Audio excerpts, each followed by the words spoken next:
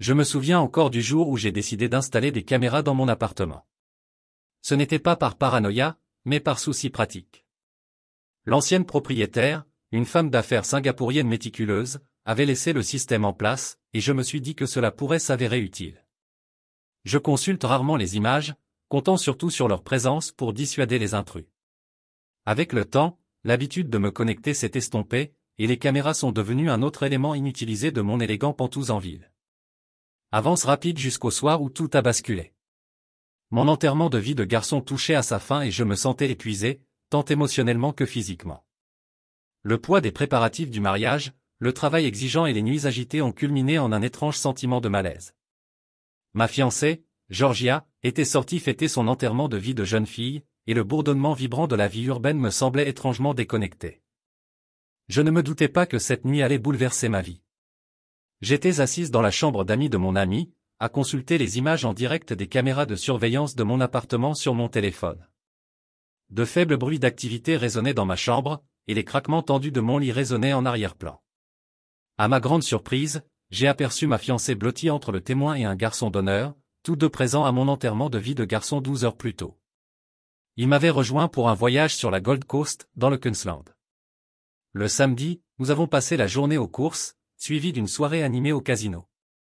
Le dimanche matin, plus détendu, nous avons flâné au bord de la piscine de l'hôtel.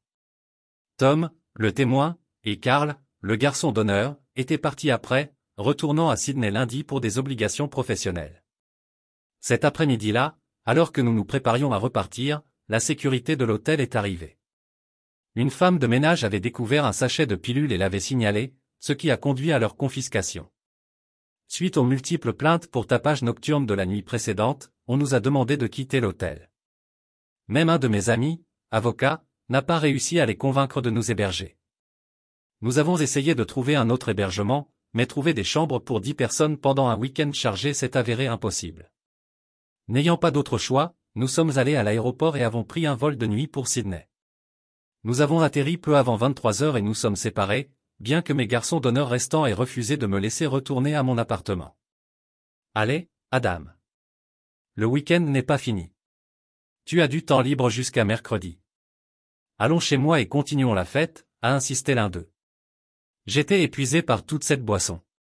Les pilules, ce n'était pas mon truc. Certains autres en avaient pris, mais je préférais garder le contrôle.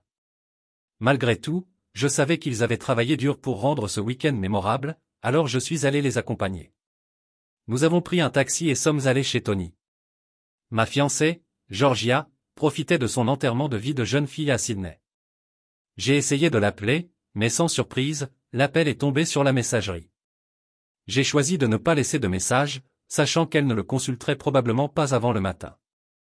Georgia avait emménagé chez moi il y a quelques mois, à la fin de son bail.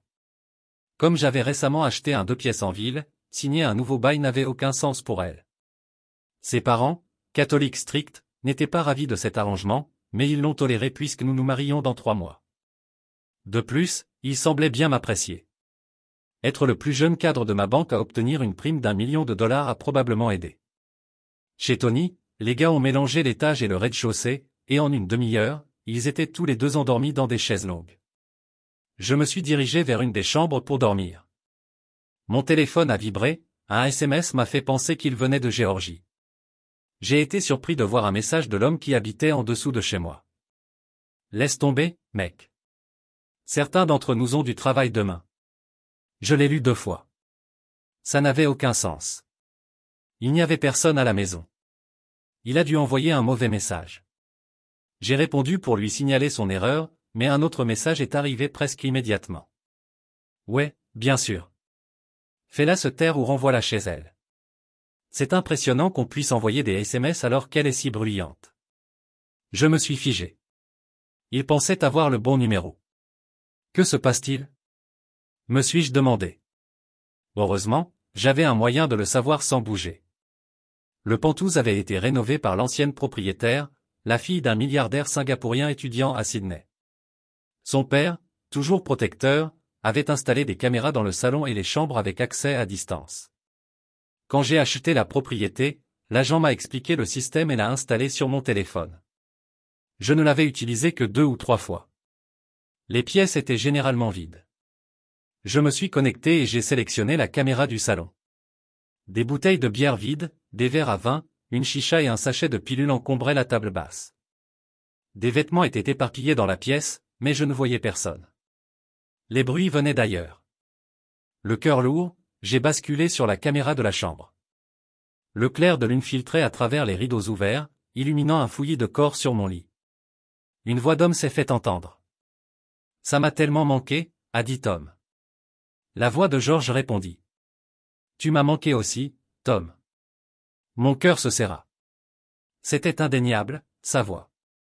Puis une autre voix familière se fit entendre, « Carl. » J'étais assise, sous le choc, à regarder. Tous les trois, mon fiancé et deux amis proches, étaient ensemble, parlant ouvertement de moi.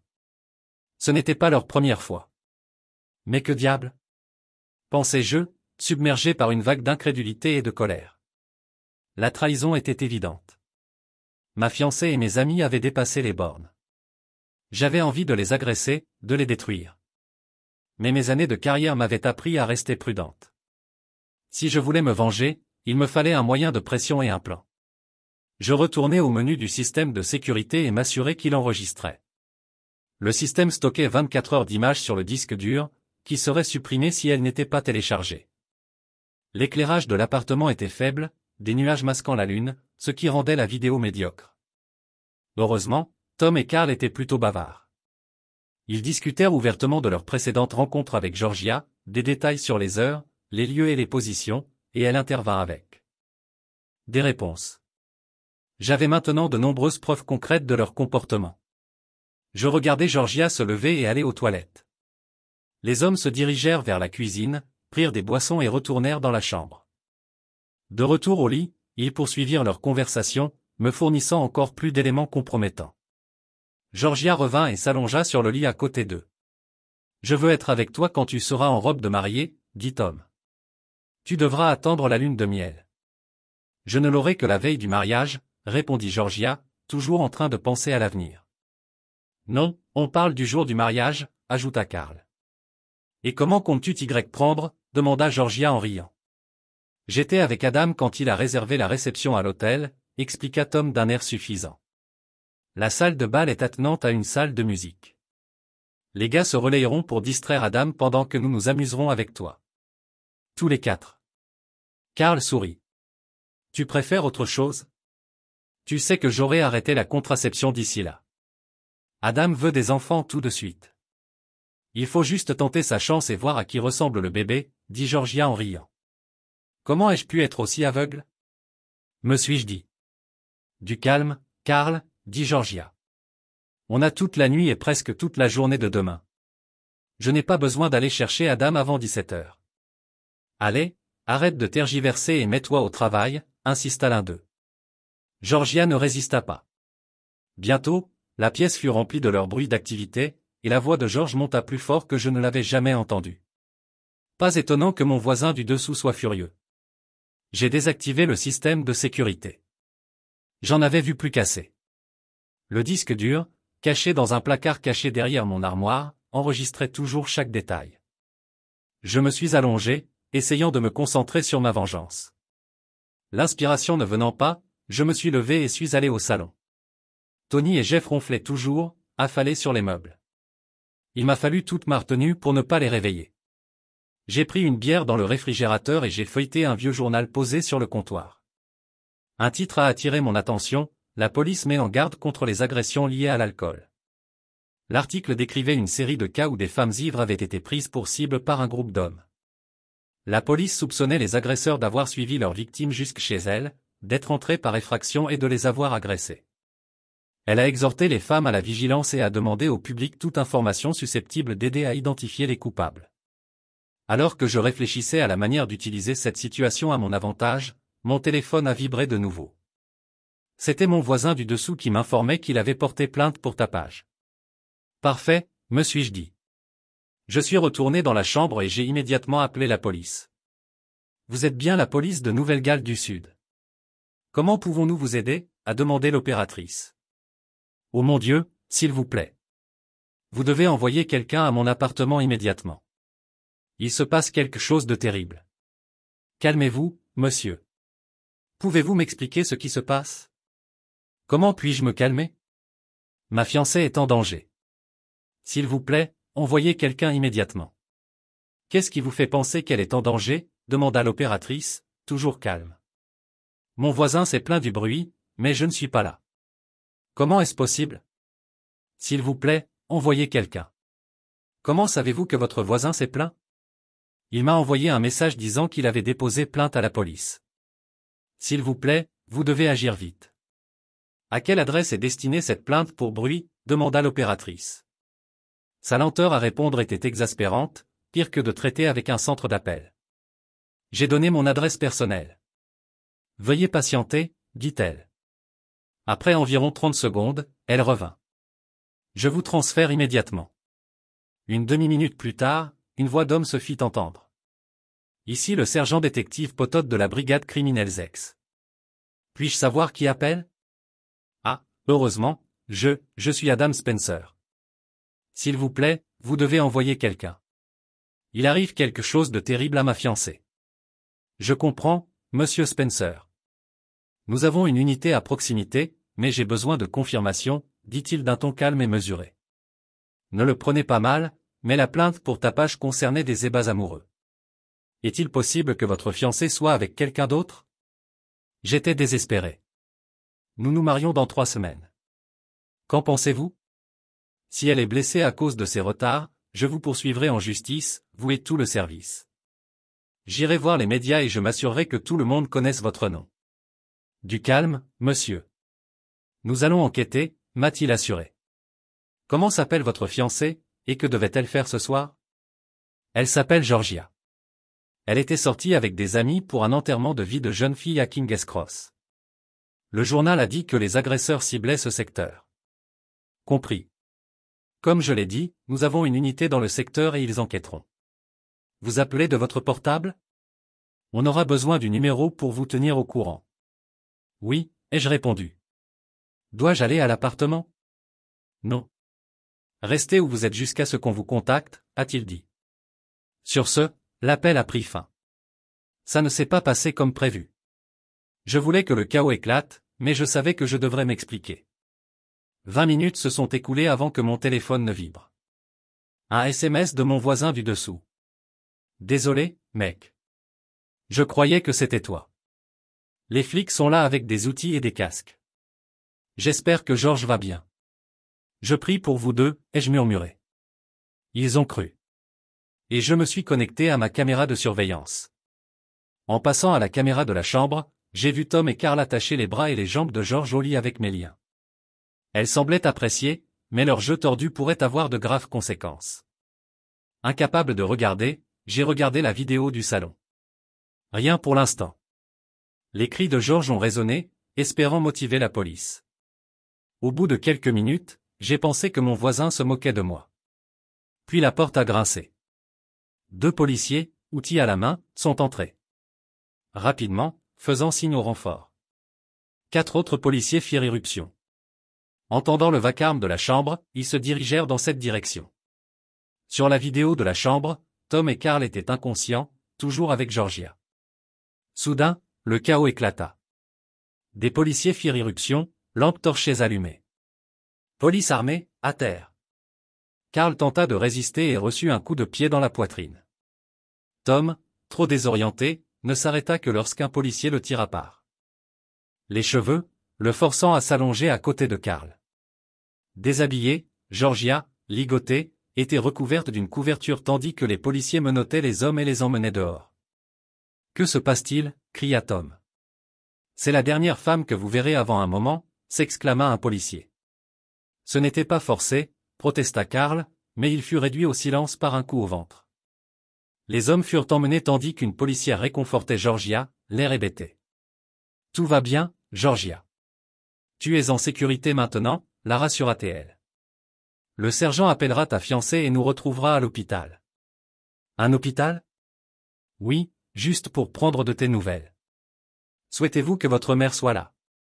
L'équipe est spécialisée dans l'aide aux victimes. Un acte forcé, balbutia Georgia comme un cerf pris dans les phares d'une voiture. Tout va bien. Prenez votre temps. En changeant de source, j'ai vu Tom et Carl être interrogés en short. Un policier en civil a sorti une réserve de pilules qu'ils avaient trouvée. Cela pouvait être qualifié de trafic, ce qui signifie 3 ans minimum. Ce n'était pas un acte forcé, a insisté Tom. Aidez-nous et peut-être que nous pourrons faciliter les choses, a insisté le policier. Les hommes sont restés silencieux, impassibles. Très bien, emmenez-les au poste, a ordonné le policier, et les deux ont été escortés dehors. Un autre policier m'a appelé quelques instants plus tard. Monsieur Spencer, ici le sergent Poe. Nous avons retrouvé votre fiancé et l'emmenons à Saint-Vincent pour un examen. Rendez-vous là-bas dans 10 minutes. Avant que je puisse répondre, il a raccroché. J'ai quitté la maison de Tony après avoir appelé un taxi. Les choses s'étaient mieux passées que prévu, mais je ne savais pas comment la police réagirait. Croirait-il Georgia ou Tom et Carl? Je devais rester prudent pour garder le contrôle. À l'hôpital, un policier m'a accueilli et m'a guidé vers une salle annexe du service des urgences. À l'intérieur, un homme grand et mince avec une barbe crochue. Le nez collé au téléphone. L'agent a annoncé mon arrivée et l'homme a mis fin à son appel en s'avançant, la main tendue. Premier sergent Poe, il s'est présenté. Adam Spencer, ai-je répondu. Où est ma fiancée? Elle est chez le médecin. Vous la verrez bientôt, a dit Poe en me faisant signe de m'asseoir. Il a tiré une chaise et a continué. Avant cela, j'ai quelques questions à vous poser. Est-ce vraiment nécessaire? Ai-je demandé avec impatience. Ça l'est. Le bien-être de George est notre priorité. Je veux la voir, ai-je murmuré. Vous la verrez. D'abord, où étiez-vous ce soir? Pourquoi est-ce important?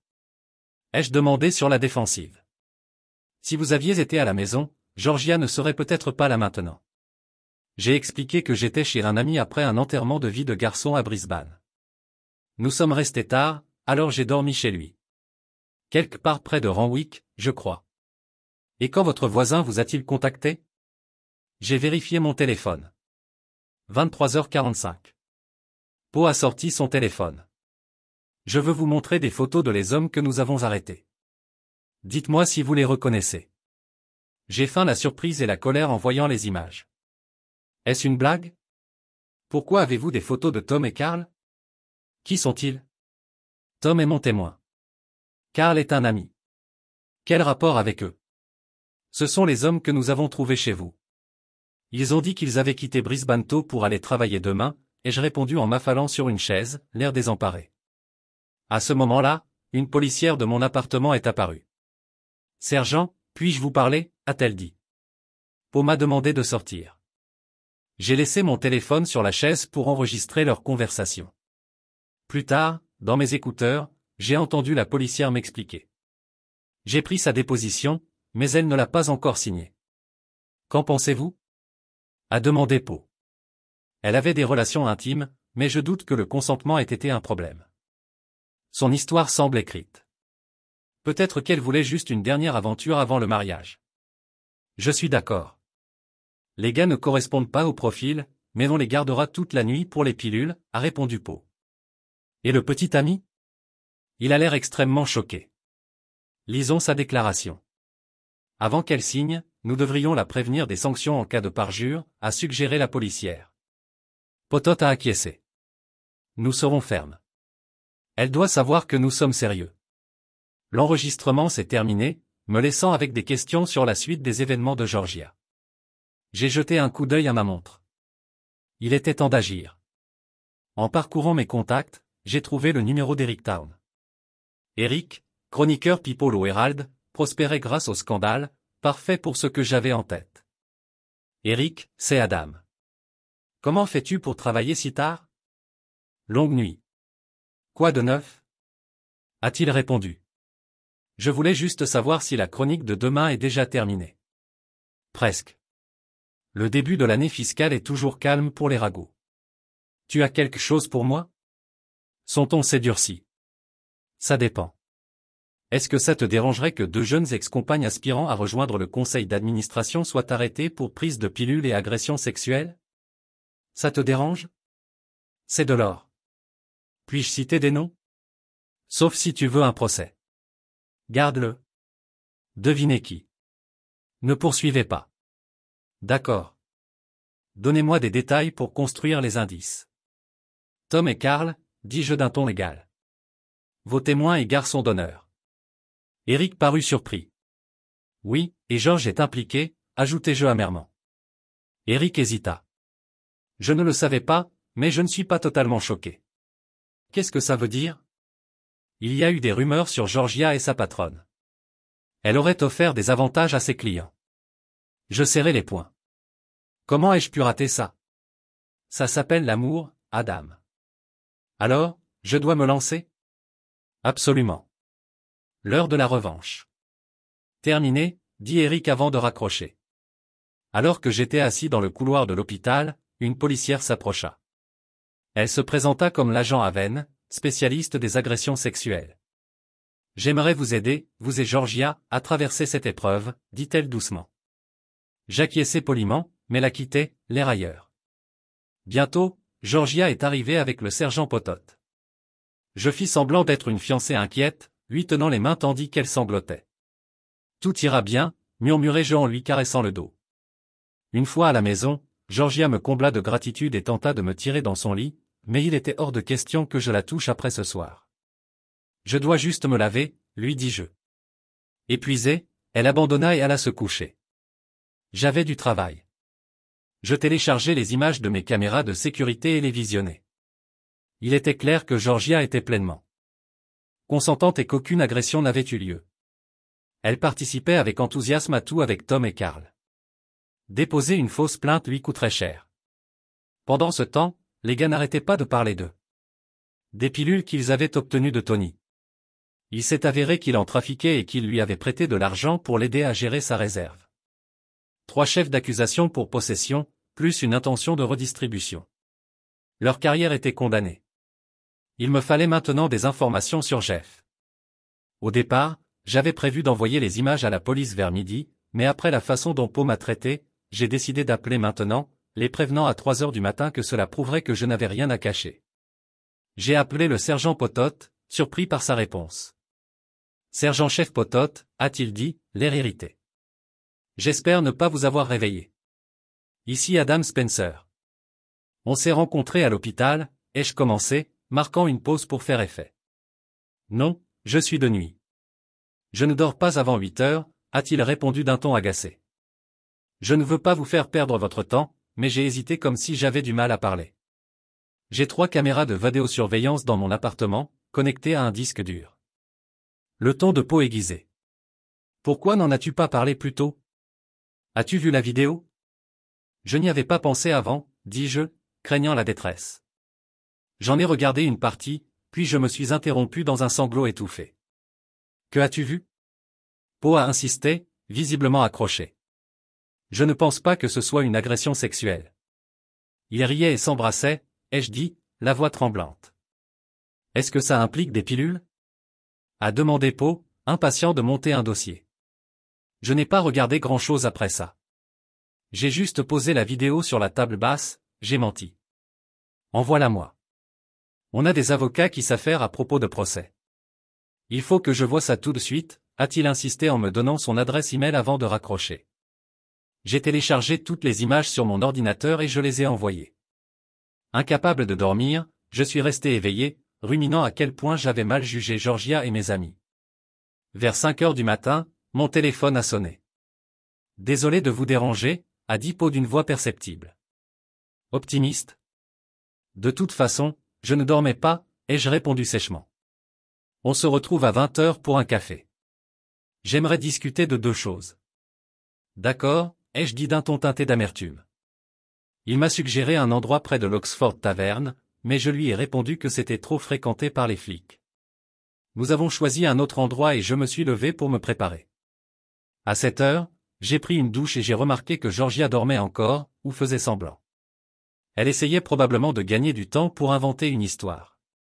J'ai allumé la télévision pour me distraire, mais le journal de 7h30 a retenu mon attention. Une descente de police à Bronte, avant l'aube, avait conduit à l'arrestation de 2 hommes liés à un réseau de trafic de pilules à l'échelle de la ville.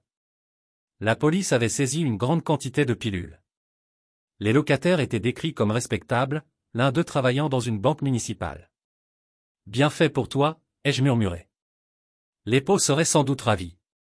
Avant de partir, j'ai consulté la rubrique potin qu'Eric avait promis d'écrire. La rubrique, qui n'a pas porté plainte, racontait qu'une figure importante des relations publiques avait reporté son mariage après avoir été mêlé à un scandale avec le garçon d'honneur de son fiancé. L'ex-fiancé, une étoile montante de la banque privée, n'était pas impliqué. Parfait. Puis j'ai pensé aux parents de Georges. Ils ne méritaient pas d'entendre ça de seconde main. J'ai appelé son père, Jacques. Adam, comment s'est passé l'enterrement de vie de garçon, demanda-t-il joyeusement. Il s'est terminé plus tôt après quelques ennuis à Brisbane. On peut se voir ce matin? Le ton de Jacques changea. Que s'est-il passé, Adam? Je préfère ne pas l'expliquer au téléphone, dis-je doucement. Est-ce lié aux nouvelles du matin? Jacques, un homme d'affaires à la retraite, lit toujours les journaux tôt. Je te raconterai tout en personne. Toi et Janice méritez d'être informés directement. Bon, on se retrouve à la boulangerie près de mon ancien bureau à 11h, dit Jacques, résigné. Merci, Jacques. Je suis désolé. Cette fois, l'émotion a pris le dessus et les larmes ont coulé. Après avoir raccroché, je suis sorti. C'était une belle journée d'automne à Sydney, ensoleillée et peu humide. J'ai décidé d'aller à pied à mon rendez-vous avec le sergent Potot, même si cela me retardait. En arrivant au café, il était sur le point de partir. Je pensais que les banquiers étaient toujours à l'heure, a-t-il marmonné. Je suis encore en vacances, ai-je répondu en m'asseyant en face de lui. Son air renfrogné s'est adouci en un sourire. Tu as de la chance. Les images de vidéosurveillance étaient une mine d'or. Elles n'étaient pas admissibles comme preuve, mais elles nous ont donné suffisamment de poids pour démasquer les suspects.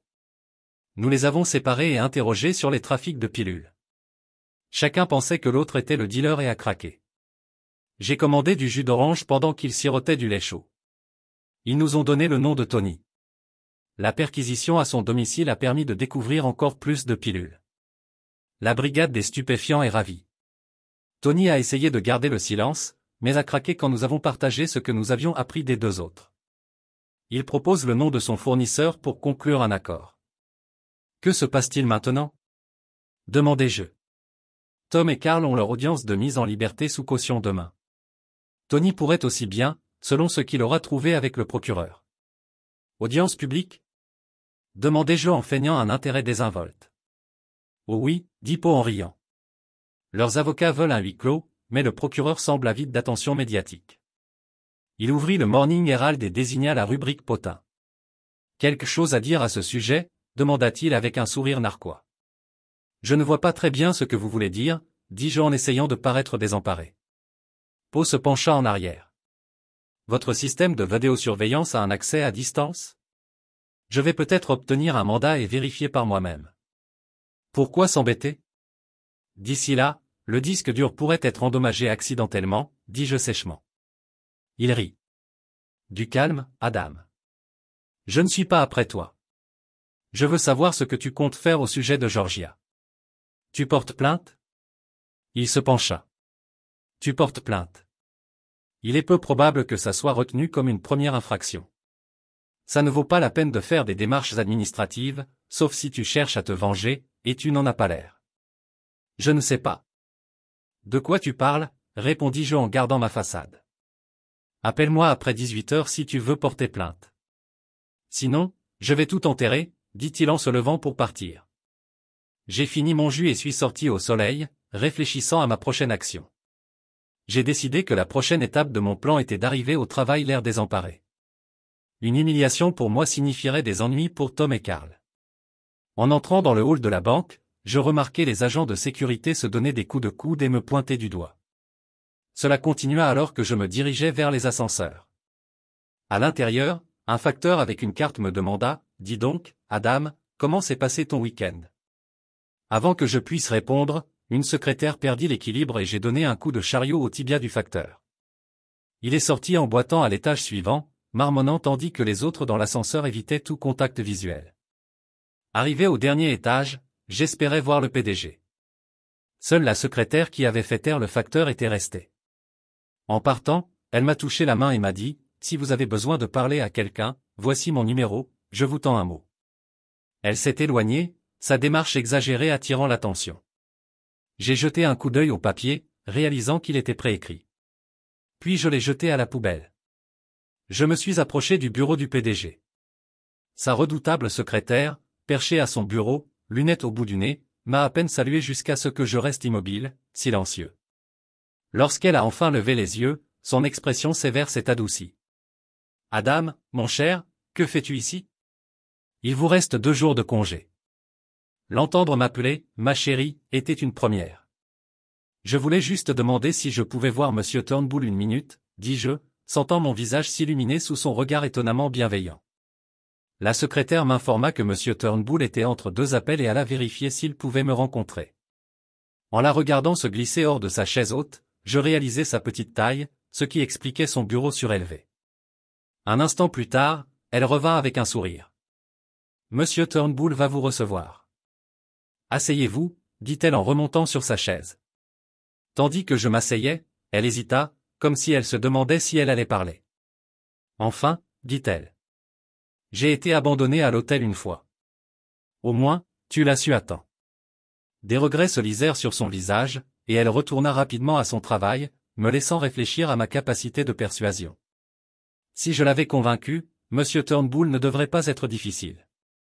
Bientôt, Monsieur Turnbull apparut à la porte, grand et mince, avec des boucles grisonnantes. Il me salua et me fit signe de m'asseoir en face de lui. « Adam, je ne t'attendais pas aujourd'hui, mais il vaut mieux en parler maintenant que plus tard, » dit-il nerveusement. « Si tu es prêt à parler, » hochai la tête, décidant d'aller droit au but. « Je suis venu demander un congé jusqu'à la fin de la semaine. Je gère des problèmes personnels qui concernent également d'autres employés de l'entreprise et notre agence de relations publiques. Je pense que tu as le droit de savoir. »« Vas-y, » m'exhorta-t-il en se penchant en avant. Prenant une grande inspiration, je commençai. « Hier soir, je suis rentré tôt à Sydney après mon enterrement de vie de garçon. J'ai reçu un message de mon voisin concernant du bruit dans mon appartement. Je pensais qu'il s'agissait peut-être d'un cambriolage. Et que Georgia était peut-être en danger, j'ai appelé la police. En entrant, ils ont trouvé des pilules et mon fiancé attaché au lit avec Tom et Carl, qui étaient avec elle. Je me suis arrêté, faisant semblant de m'essuyer les yeux avec un mouchoir. Monsieur Turnbull a marmonné. « Oh, mon Dieu !» Visiblement secoué. Au début, la police a soupçonné une agression sexuelle, mais au matin, elle a écarté la thèse. Tom, Carl et un autre ami, Tony, sont maintenant en garde à vue pour possession de pilules. Mauvais pour l'entreprise, a-t-il murmuré, le visage pâle. Qu'a dit Georgia ? Je ne lui ai pas parlé depuis ce matin, ai-je répondu. C'est terrible. Rassurez-vous, ces deux-là ne remettront plus les pieds dans ce bâtiment. Prenez tout le temps qu'il vous faudra. Appelez-moi lundi et nous en discuterons plus en détail. Alors que je me levais pour partir, je me suis retourné. Et l'agence de relations publiques ? Son expression est devenue anxieuse. Une enquête interne sera nécessaire puisque Tom et Carl ont supervisé l'appel d'offres. Je vais parler à leur PDG et trouver une solution. Je l'ai observé attentivement, notant son malaise. Se souvenant d'Eric entre les ragots sur le comportement de George au travail et les blagues de Tom et Carl sur l'implication de Turnbull dans l'appel d'offres, les pièces du puzzle ont cliqué. C'était probablement un autre amant de George. Je suis parti sans en dire plus. Il pouvait attendre. En sortant, j'ai réalisé que me venger de toutes les personnes impliquées nécessiterait un plan plus élaboré. J'ai pris un taxi jusqu'à la boulangerie où je devais retrouver les parents de George, arrivant suffisamment tôt pour commander un café. En attendant, j'ai vérifié ma caméra de sécurité pour voir ce que Georgia manigançait. Elle était dans la cuisine, en train d'envoyer des textos furieux. Quelques instants plus tard, elle s'est levée, vêtue seulement d'un sous-vêtement et d'un peignoir, et a fait entrer quelqu'un dans l'immeuble. M'attendant à ses parents, j'ai été stupéfaite lorsque Jeff, mon autre ami, est apparu à la porte. Georgia a tenté de l'embrasser, mais il a esquivé et est entré. Passant à la caméra du salon, j'ai observé leur interaction. Jeff gardait ses distances, se défensif, tandis que Georgia le poursuivait agressivement. C'était comme une partie d'échecs, Jeff utilisant les meubles comme bouclier. Finalement, Georgia s'est assise sur le canapé et Jeff a pris une chaise en face d'elle, immobile. Sur ses gardes. La scène me laissa furieux. Je n'entendais pas leur conversation, car j'étais dans un lieu public. Georgia semblait désemparée, la tête dans les mains, les épaules tremblantes. Jeff hésita, puis se rapprocha et la serra dans ses bras. Elle passa ses bras autour de son cou et enfouit son visage dans son épaule.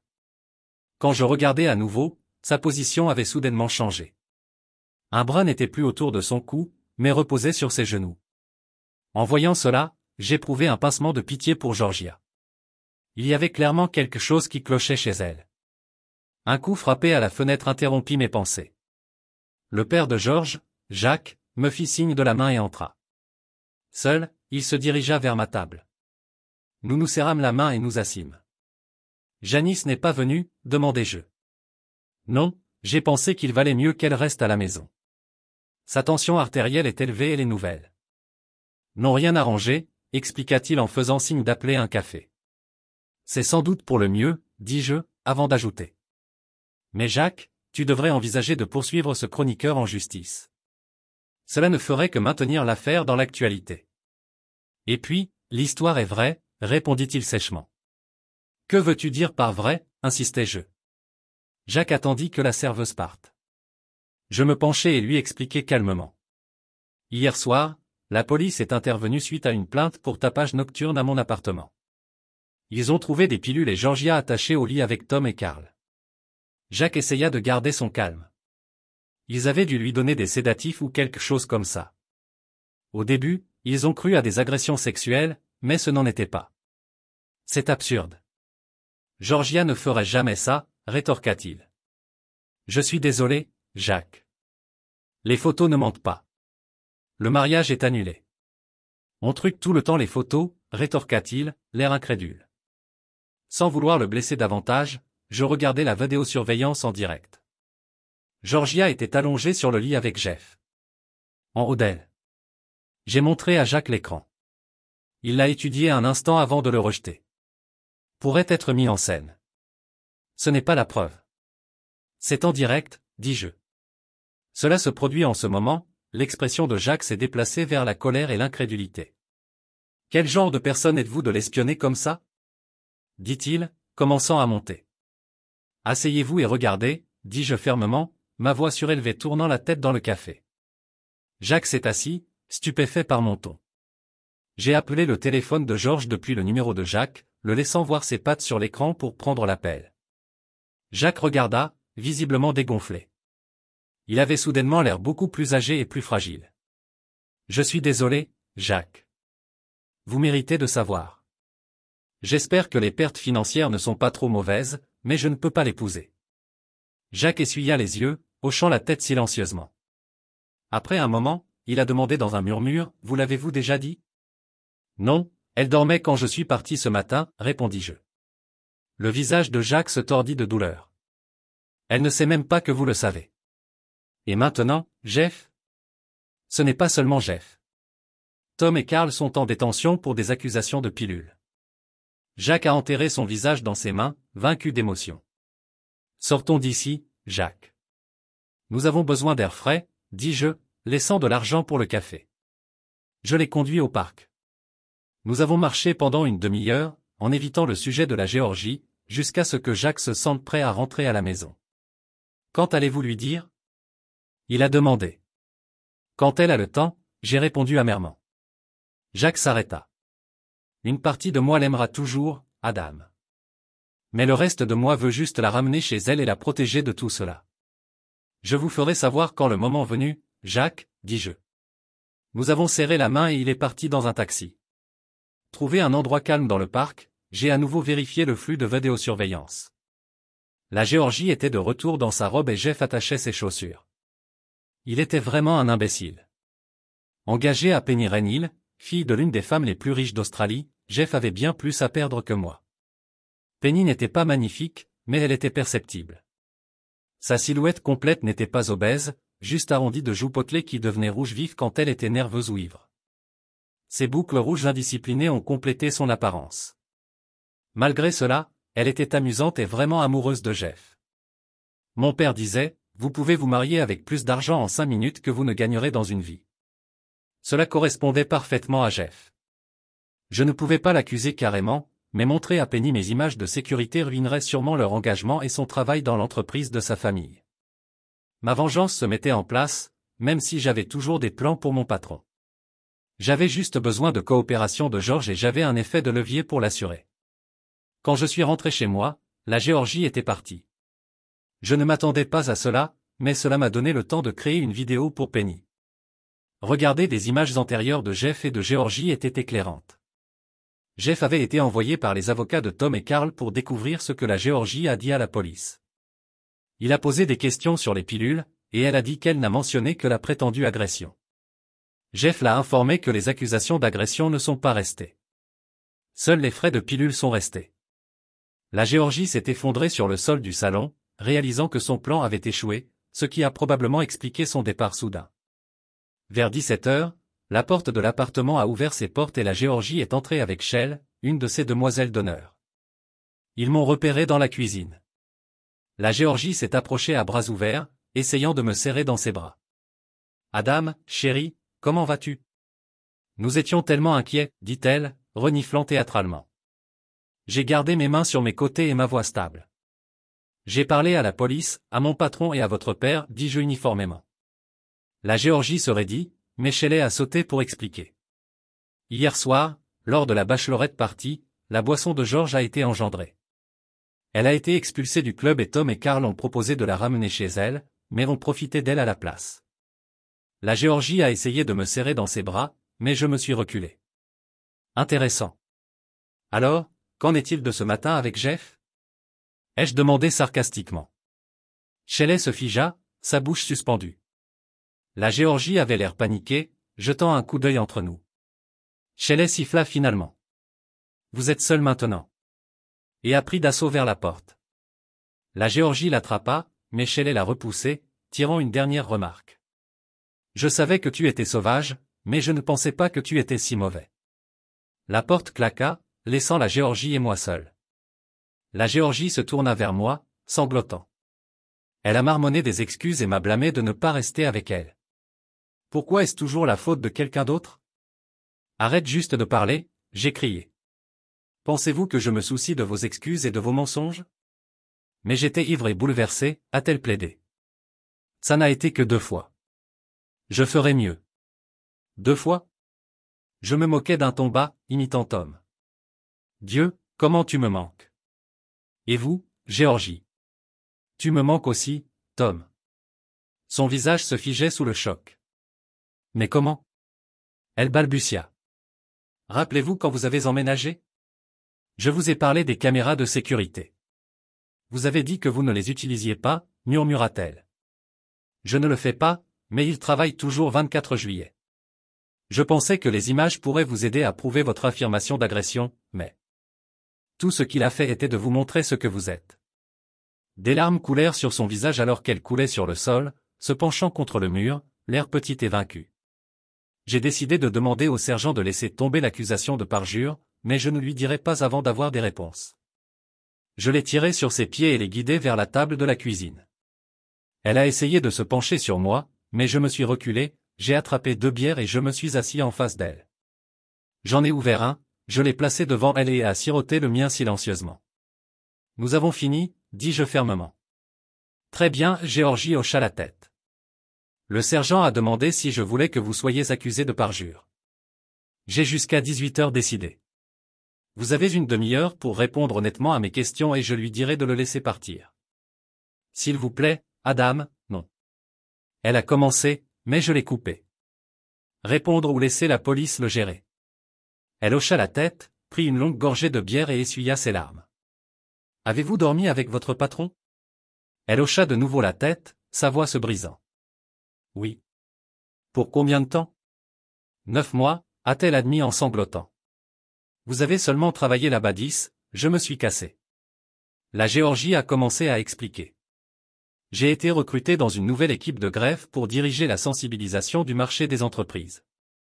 Un mois, mon patron Jérémy m'a appelé dans son bureau en colère que nous ayons perdu 3 grands clients. Il a dit que je ne contribuais pas assez, puis est venu autour de son bureau, s'est tenu devant moi et a commencé à déboutonner mon chemisier. C'est une maltraitance flagrante. Pourquoi ne l'avez-vous pas signalé ? J'ai demandé. Je voulais faire mes preuves. Vous êtes le plus jeune à avoir un bonus d'1 million de dollars, et je me débattais sur mon 3e emploi en 2 ans. Je me sentais comme si je devais faire une déclaration, dit-elle, sa colère bouillonnant. Dormir avec votre patron n'est pas une déclaration. C'est une réputation, j'ai répondu froidement. J'ai décroché 3 comptes majeurs pour l'entreprise, a-t-elle dit presque fière. Et maintenant, ils vont vous jeter, j'ai contré. Je ne pense pas. Jérémy m'a fait secrètement enregistrer des réunions. J'ai gardé des copies pour l'assurance. Où sont les fichiers? J'ai demandé. Au travail. Merde, j'ai marmonné, claquant ma bière. Quel est le problème? Demanda-t-elle nerveusement. J'adorerais une copie de vous et Monsieur Turnable, dis-je, en regardant attentivement son visage. Je n'ai jamais bégayé. Alors pourquoi notre banque était-elle soudainement un client? Si c'est ce que vous voulez, j'irai au bureau et je l'obtiendrai. Georgia claqua, saisissant ses clés. Vous n'aurez pas de sécurité, j'ai averti. Ils vous donneront une boîte de vos affaires et bloqueront votre accès. Elle hésita, se mordant la lèvre, puis jeta les clés et disparaissa dans le bureau. J'ai suivi et trouvé à l'ordinateur. Je peux accéder à mon travail à distance, a-t-elle dit en toute confiance, en tapant les codes. Ses épaules s'affaissaient tandis que le système lui refusait. Ils m'ont bloqué, marmonna-t-elle, puis se relevait. Je suis dedans. Copiez tout, je vais avoir besoin de la sévérance, et j'ai besoin d'un moyen de suivre votre vie. 20 minutes plus tard, la Géorgie a émergé, agitant un disque dur et souriant. Tout est ici. Courriel aussi, a-t-elle ajouté. Je me fiche des vidéos. J'ai besoin de protection si la banque me vise, j'ai dit. Mais Adam, Géorgie, je l'ai coupé. Il ne reste rien entre nous. Quand je t'ai vu avec Tom et Karl, je pensais peut-être que c'était l'alcool. Dorslam derrière elle. Contrat de relations publiques. Ils l'ont divisé uniformément. J'ai appelé le sergent Potot, qui a repris le 2e anneau. Je pensais que tu avais oublié, a-t-il dit. J'ai jeté un coup d'œil à ma montre. 18h05, non. Je voulais juste m'assurer que j'ai fait le bon appel. Alors, quoi de neuf, demanda-t-il, étouffant un bâillement. Ne portez pas sur elle contre elle. Je pense que cette épreuve est une punition suffisante. Connaissez-vous quelqu'un dans le département antifraude? Peut-être, répondit-il avec prudence. Pourquoi demandez-vous? Je vais expliquer plus tard, j'ai esquivé. Je n'étais pas prêt à tout partager. Oh mon garçon, il a gloussé. Qui est sur le bloc de coupe cette fois? Je voulais dormir dans mon propre lit ce soir. Ensuite, j'ai téléchargé la vidéo du matin. Et l'a envoyée à son fiancé, ce n'est pas le cas. A répondu catégoriquement que j'avais wimped out. J'ai admis que j'avais voulu se venger, mais j'ai noté que d'autres avaient été blessés dans le processus, pensant aux dommages collatéraux de Jacques et Janice dans ce conflit désordonné. Eric a déplacé Focus, demandant qui je voulais qu'il cible ensuite. Quand j'ai hésité, il m'a incité à confirmer si j'étais toujours là. J'ai expliqué que je pensais juste, notant à quel point il semblait impatient, comme un charognard qui tournait pour des restes. Je l'ai ensuite informé que les 2 hommes pris avec la Géorgie, ainsi qu'un autre, feraient face à des accusations de pilule le lendemain. Eric a exprimé le scepticisme, remarquant que 3 banquiers pris avec un joint ne feraient pas la une des journaux. J'ai précisé que les accusations n'étaient pas pour la possession, mais pour l'importation et la distribution. À cela, Eric s'est excité, s'exclamant que les banquiers de haut niveau seraient une histoire beaucoup plus grande. Il a demandé s'il y avait autre chose ou si cette avance était épuisée. Voulant mettre fin à la conversation, je lui ai dit que j'appellerais si j'en avais plus. Puis éteint mon téléphone, débranché la ligne fixe, dessiné les stores et essayé de sommeil. À 9h30 le lendemain matin, un coup m'a réveillé. C'était Greg, le gardien du bâtiment. Adam, mec, qu'est-ce qui ne va pas avec ton téléphone? J'ai essayé de vous joindre. Je l'ai éteint pendant un sommeil ininterrompu. Qu'est-ce qui vous est de neuf? J'ai dit irrité. Certains gars ont attendu en bas depuis 1 heure. Banque. Contactez l'avocat si vous voulez le contester, répondit l'homme adapté, entrant dans l'ascenseur. Greg a haussé les épaules en s'excusant et les a suivis. Désolé, l'homme. Il a ensuite demandé si quelque chose avait été manqué lorsque mes affaires étaient emballées. J'ai rappelé mes clubs de golf. Je les estimais. Ont été gorgés. Plus tard. La salle à manger exécutive de 12h30 à 13h30, j'avais prévu de créer une distraction. Avant de partir, j'ai vérifié le site web du Herald et trouvé la pièce d'Eric, avec ses remarques pleines d'esprit sur les banquiers de haut vol. Un autre article a mentionné l'annulation de l'engagement d'un Aéris, bien que Penny et Jeff n'aient pas été nommés. Je me demandais où Eric a obtenu ces informations. À 13h, je me tenais devant le bâtiment de la Rive en attente. L'avocat est arrivé 5 minutes de retard, agitant fièrement un document. Il a expliqué que cela m'a permis un accès limité pour récupérer directement mes clubs de golf et sortir immédiatement. En entrant, un gardien de sécurité m'a arrêté, citant l'ordre de ne pas me laisser à l'intérieur. J'ai présenté l'ordonnance du tribunal, qu'il a examinée avant d'appeler à la confirmation. Quelques instants plus tard, le représentant légal de la banque est arrivé, a examiné le document et a sarcastiquement noté ma matinée chargée. Il a demandé au garde de m'escorter pour récupérer mes clubs, puis de me retirer des lieux. Après le garde, j'ai récupéré les clubs dans la salle de stockage. En revenant, j'ai causé un scène, bruyamment, déclarant que mon bâton de hockey manquait, puis se précipita vers la salle à manger exécutive. Le garde a essayé de m'arrêter, mais a échoué. Monsieur Turnbull est apparu à la porte de la salle à manger, criant à l'agitation. En me reconnaissant, il a exigé de savoir pourquoi j'étais là. J'ai mentionné sarcastiquement de reconsidérer mon paquet de départ, qu'il a immédiatement rejeté. Avant d'être traîné, je lui ai lancé un lecteur flash, lui conseillant de revoir son contenu lorsque sa femme n'était pas à proximité. Bien que sceptique, il a empoché le lecteur et est parti. Alors que j'étais escorté, j'ai crié qu'il avait 24 heures et savait comment me joindre. Le garde m'a libéré à l'extérieur où mon avocat a attendu, ravi de prendre les clubs de golf. Je me sentais confiant si l'accord que j'ai signé était conclu, je pourrais remplacer facilement les clubs. Plus tard dans la nuit, juste avant le coucher, j'ai reçu un message. Rencontré au Centennial Park Coffee Shop à 6h45. Le lendemain matin, je suis arrivé tôt au parc, seulement pour trouver Monsieur Turnbull déjà là-bas. Gardant quelques mètres entre nous, il a demandé avec colère quel dossier je voulais. J'ai précisé que je ne voulais que ce qui était dû en vertu de mon nouveau contrat. Il a fait valoir que le contrat n'était pas valable avant jeudi, mais j'ai rejeté le retard, ne voulant pas le laisser aller devant le tribunal. M'appelant un maître de maître, il grogna de frustration. J'ai contré, l'accusant de comportement inapproprié avec les employés. Après une impasse tendue, il a cédé, acceptant de respecter mes conditions. Il a exigé toutes les notes et copies que j'avais, et j'ai promis de les livrer une fois que j'ai reçu un document signé confirmant mes droits. Alors qu'il s'éloignait, j'ai ajouté une demande finale. L'avocat de la veille a dû livrer les documents. Turnbull a demandé sarcastiquement si je voulais autre chose. Souriant, j'ai répondu que c'était tout. Avant de partir, il se pencha plus près, m'avant en avertissant que je ne travaillerais plus jamais dans la ville ou dans le pays. J'ai ri et lui ai dit adieu. Satisfait du résultat. J'avais toujours les courriels entre Turnbull et Jérémy et je prévoyais de les transmettre au service de fraude dès que l'argent a atterri sur mon compte bancaire. Les 2 jours suivants se sont écoulés relativement tranquillement. Le lendemain matin, l'avocat tendu de la banque s'est présenté à ma porte avec quelques formulaires à signer. Il m'a laissé une copie et a déclaré que l'argent serait transféré jeudi. Je lui ai tendu une enveloppe contenant un lecteur flash et un disque dur portable, et il est parti en l'air vaincu. Jacques et Doris sont arrivés jeudi matin pour récupérer le reste des effets personnels de George. Ils avaient les mains pleines avec elle. Apparemment, elle s'était saoulée et s'était affrontée et a confronté son patron à sa maison devant sa femme. La police a été appelée et l'a avertie de partir, mais plus tard, elle a été prise en train de conduire sous l'influence. Elle a accéléré et a perdu sa licence sur place.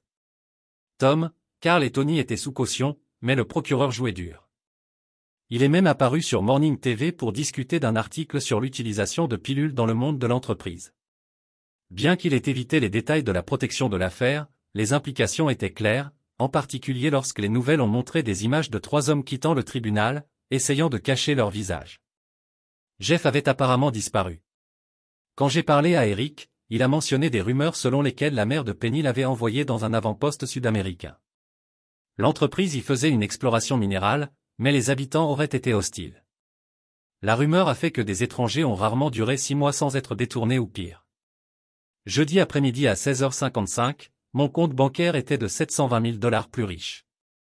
À 16h59, j'étais au téléphone avec le sergent Potot. Le lendemain matin, 2 détectives du service de fraude et un agent de la division Investment and Security sont venus me voir. Je leur ai montré les emails, qui, selon eux, ont suggéré une conspiration pour commettre une fraude. Puis vint la question critique.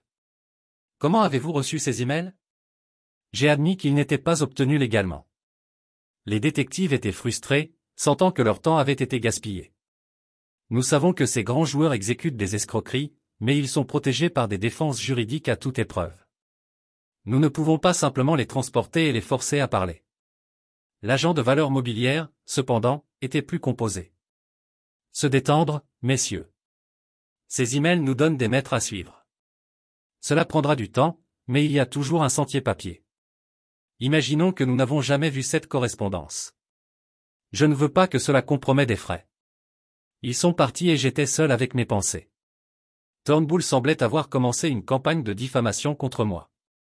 Lorsque j'ai approché des banques rivales avec des demandes d'emploi, aucun des services RH n'a répondu. Un jour, en marchant près de mon immeuble, une voiture noire s'est arrêtée à côté de moi. La fenêtre a baissé et Penny Ryan il était sur le siège arrière. Tu as l'air aussi perdu que je le ressens, a-t-elle dit, son visage sérieux avant de pénétrer dans un large sourire. J'ai alimenté le jet de l'entreprise. Il attend sur la piste. La salle d'audience le premier jour, tous des sourires, entourés d'une équipe juridique de grande puissance soutenue par la banque. À la fin de la journée, sa cravate a été desserrée et la sueur a parsemé son front alors qu'il consulta avec impatience son avocat. L'accusation avait méticuleusement reconstitué un sentier en papier le reliant, Jérémy, et l'accord de relations publiques. Le tournant est venu lorsqu'il a été révélé que Jérémy s'était rendu la veille. Il avait conclu un accord de plaidoyer, acceptant de témoigner contre ses accomplis en échange d'une phrase réduite. Sentant la défaite, la banque a retiré son soutien. Le deuxième jour, Turnbull est arrivé au tribunal avec seulement son conseiller juridique. Un représentant du service juridique de la banque a annoncé qu'il ne le soutenait plus et avait l'intention de poursuivre des litiges civils pour récupérer des fonds. Après la fin des événements tendus dans la salle d'audience, l'accusation a rapidement terminé son cas.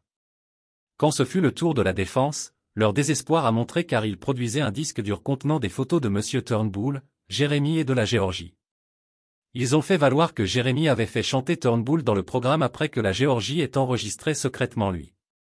La presse a envahi les portes de la salle d'audience, les téléphones en main, désireux de signaler les détails salaces à leurs éditeurs. Ce développement a attiré la Géorgie dans la mêlée et elle a été convoquée pour témoigner. Jérémy a également été rappelé au stand. Le scandale s'est déroulé à la vue des médias, dominant les gros titres et la couverture télévisée pendant une semaine. La défense de M. Turnbull a avancé jusqu'à ce que l'accusation a amené Tom et Carl pour témoigner. Ils ont révélé que la volonté de Turnbull d'impliquer ses anciens amis a précédé le chantage présumé impliquant la bande. Bien que la défense ait tenté de les discréditer compte tenu de leur peine de 4 ans pour le trafic de pilules, leur témoignage a semblé prendre du poids avec le juge. Il a jugé qu'il y avait suffisamment de preuves pour un procès. Après le spectacle du drame de la salle d'audience, M. Turnbull semblait perdre sa détermination. Il a changé son plaidoyer pour coupable et a été condamné à 2 ans et demi de prison. J'aimerais dire qu'il s'est retrouvé brisé et oublié. Quelqu'un a fait remarquer. Mais nous savons tous que ces criminels en col blanc sont trop intelligents pour cela. Avant son acte d'accusation, Turnbull doit avoir eu le vent de l'enquête sur les valeurs mobilières. Il a transféré la plupart de ses actifs au nom de sa femme, après quoi elle a demandé le divorce. Au moment où le procès a commencé, il vivait dans le garage de son fils et avait été déclaré en faillite. Bien sûr, beaucoup pensaient qu'une fois libéré, il y aurait une réconciliation et il retrouverait l'accès à sa richesse. Le chef du ministère des poursuites publiques semblait savourer les projecteurs. Après le plaidoyer de culpabilité de Turnbull, le procureur a tourné son attention vers Jérémy et Géorgie. L'accord de plaidoyer de Jérémy a couvert le complot en vue de fraude, mais des accusations supplémentaires ont été portées contre lui. En utilisant un dispositif de surveillance sans consentement, en enregistrant des actes indécents et en utilisant des télécommunications pour commettre un crime. L'extorsion, les menaces et les maltraitements en milieu de travail ont également été inclus. Alors que certaines accusations étaient mineures, ils ont additionné, conduisant à une peine de 3 ans de prison.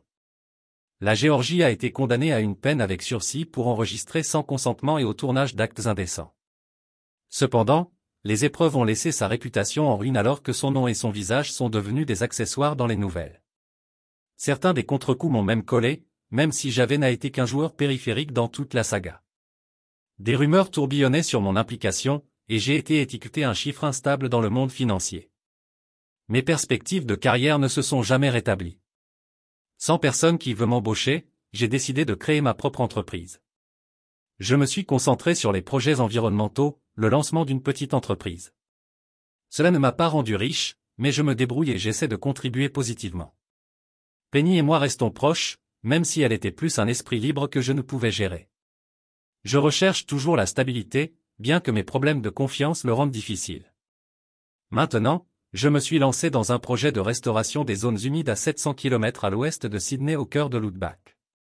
2 sociétés minières et une banque y ont investi dans le cadre de leurs initiatives de responsabilité d'entreprise. Je vivrai dans une vieille propriété qui était la maison principale d'une station de moutons de 10 000 acres le long de la rivière Darling. J'espère que l'air frais et le ciel ouvert apporteront un changement de fortune.